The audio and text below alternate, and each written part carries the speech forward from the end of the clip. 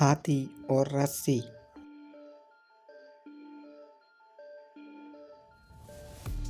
एक बार हाथियों के शिविर में हाथियों को पिंजरे या जंजीरों में पड़े बिना मुक्त कर दिया गया था, लेकिन केवल एक चीज़ जो उन्हें बांधी गई थी वो एक रस्सी थी। उनके पास से गुजर रहे व्यक्ति को झटका लगा, क्योंकि उसने देखा कि हाथियों एक रस्सी से बांधे गए थे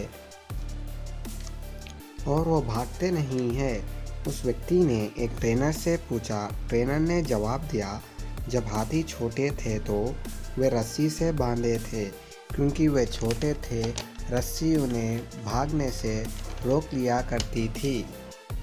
हाथी कई बार भागना चाहे लेकिन सफल नहीं हुए, इसलिए वे अभी मानते हैं कि रस्सी अभी भी उन्हें पकड़ सकती है दोस्तों, कहानी की नीति ये है कि हमें हमेशा विश्वास रखना चाहिए कि हम हर चीज़ को प्राप्त कर सकते हैं, इसलिए हमेशा पॉजिटिव सोचना चाहिए।